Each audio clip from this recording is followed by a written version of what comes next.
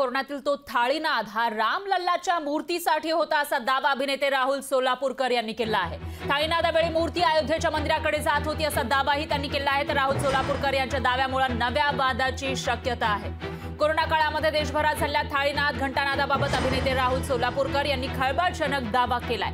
त्यांच्या या दाव्यामुळे नवा वाद निर्माण होण्याची शक्यता आहे। तर कोरोनामध्ये पंतप्रधान मोदींनी जनतेला थाळीनाद करून भारतीयांना एकजूट दाखवण्याचं आवाहन केलं होतं। मात्र यावेळी देशात आणखी एक घडामोड सुरू होती असा दावा अभिनेते राहुल सोलापूरकर यांनी पुण्यातील भाषणात केलाय। हा थाळीनाद रामलल्लाची मूर्ती मंदिरात नेण्यासाठी असल्याचा दावाही त्यांनी केलाय। तर संपूर्ण देशभरात थाळीनाद घंटानाद सुरू असताना योगी आदित्यनाथ रामलल्लाची मूर्ती घेऊन अयोध्येच्या मंदिराकडे जात होते असा दावा त्यांनी केला आहे आणि पंतप्रधान मोदींनीच ही शक्कल लढवली होती असा दावाही सोलापूरकरांनी केलाय। तर राहुल सोलापूरकर यांच्या वक्तव्यामुळे आता नवा वाद निर्माण होण्याची शक्यता आहे।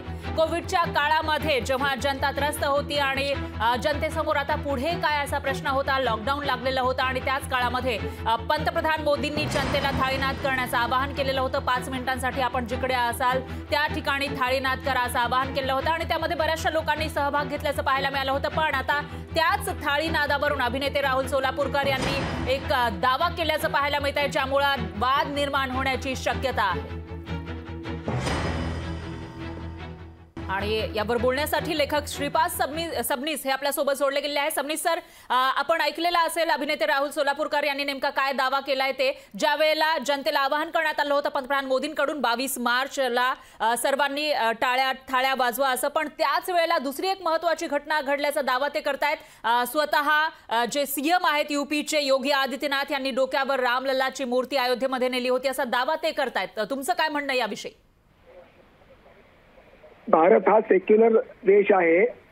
सेक्युलर भारताचे पंतप्रधान हे कोरोनाच्या संकटामध्ये सगळ्या देशवासियांनी एक राहावं, एकात्मता दिसावी आणि संबंध कोरोनाशी लढताना संबंध भारतीय जनता, हिंदू, मुस्लिम, ख्रिश्चन, जैन, बौद्ध या सगळ्यांनी एकत्र यावं आणि एकत्र येण्यासाठी म्हणून थाळीनाद त्यांनी एक अशा प्रकारची भावना सगळ्यात एकत्रचे निर्माण करण्याच्या दृष्टीनं त्यांनी हा एक प्रयोग केला। त्याच्यामध्ये धार्मिक भाव होता असं मला वाटत नाही आणि त्याच्यामध्ये सोलापूरकर सारख्या कलावंत माणसानं त्याच्यामध्ये अंधश्रद्धा ओतावी आणि अंधश्रद्धेनं पंतप्रधानाचं मत बदनाम करावं असं मला मुळीच वाटत नाही। पंतप्रधान मोदींना विचारा मग नेमकं कशासाठी त्यांनी केलं, त्यांनी शक्कल लढवली म्हणजे संपूर्ण भारतीयांची फसवणूक केली असा त्याचा अर्थ होतो। पंतप्रधान फसवणूक करणारे ग्रस्त आहेत असं सोलापूरकरांना म्हणायचं आहे का?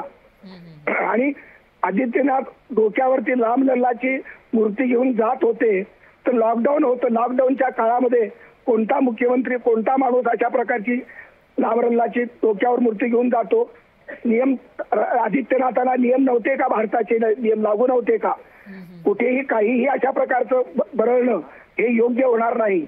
लॉजिक असलं पाहिजे बोलण्यामध्ये, वस्तुनिष्ठता पाहिजे आणि धर्माच्या ठिकाणी श्रद्धा जरूर बाळगावी।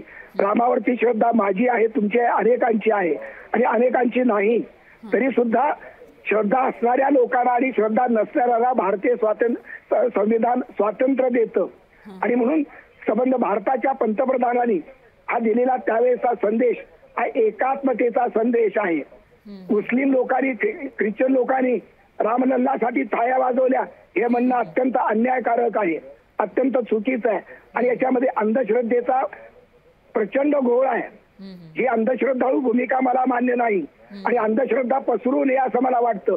पंतप्रधानांनी ही अंधश्रद्धा पसरवली असं म्हणणं, त्यांच्यावर आरोप करणं हे पण योग्य नाही अशी माझी भूमिका आहे।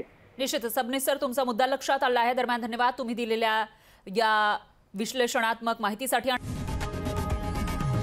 लोकशाही मराठी ऐका, पहा, जागरूक रहा।